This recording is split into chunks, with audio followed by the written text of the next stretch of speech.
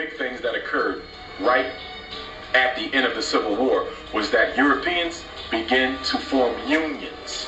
In fact, the workers' union is an outgrowth of slavery and the Civil War. When it looked like the cause was lost for the Confederacy, white men began to organize themselves into labor forces. Why did they do this? Because you are about to see 2 million enslaved Africans set free who have skills that equal or supersede your own, who would now be able to compete and vie with you for contracts and livelihood. That was a significant area of concern for white men. Okay, so if I was a European who was looking for work, couldn't find any because it had already been hired up to the slaves of a certain master. So when the Civil War came about and when slavery was about to end, that intensified. Because now slaves will be aggressively looking for work because when slavery ended, they had nothing to which they could claim their own to make a living.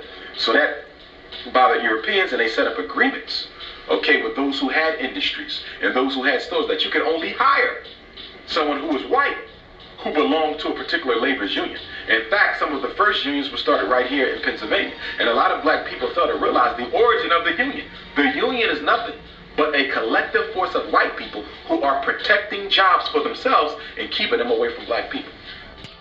The fight came that after slavery ended, we had jobs, which is what you mentioned earlier, that we were starting to get it together because we had skills. It was the white man that didn't have any skills because we're the ones who had been forced to work. The black man had. And so part of that destruction during all that Jim Crow and everything was fighting against the brothers who were trying to be in business and who were trying to work. And that fight between the black man and the white man about the construction business has continued down to today, which is why you can go into a city like Cincinnati and in Philadelphia, where the black population is over 50 or 60%, and the white contractors own 99% of all of the jobs in the city, and that's nationwide. And they've kept us out of it. They've kept us out of the unions. This is what that was, but it was the black man who used to have all of the skills for building. We were the contractors, our people. Yo, wait up!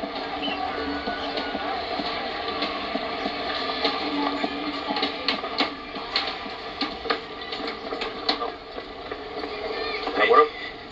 Sheetrock's late coming in. I didn't get a chance to call you. So what you saying? We got a big job coming up soon. Gut rehab on Brownstone on Claremont, but right now I got to take you off for a couple of weeks. Oh, come on, Vinny, man. I got bills, man. Hey, don't worry, Frankie. Don't always take care of you. Yeah, like the IRS. You're a funny guy. I'll call you as soon as I know something. Man.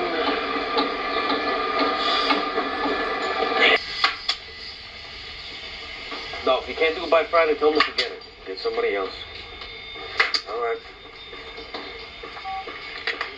Frankie, bank only came through with half of what I was asking for. I gotta lighten up. That's funny. I just saw a new guy working upstairs this morning. Look, man, it's my brother-in-law. I got put on the spot. Yo, Vinny, man. You cannot keep putting me on and off like this, man. I give him a week at the most. He fucks up once, I call you. Don't always take care of you? Good enough, man. Look. With all due respect, Vinny, I need something steady, man. You can understand that, right? What can I tell you, Frankie? Family is family.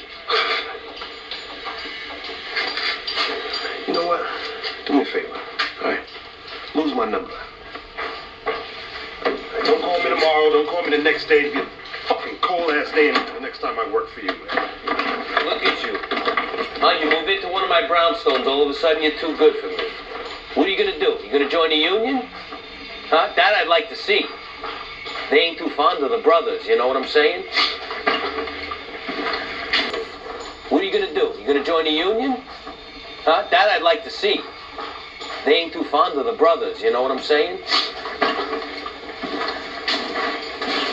No, I don't. You know what I'm saying?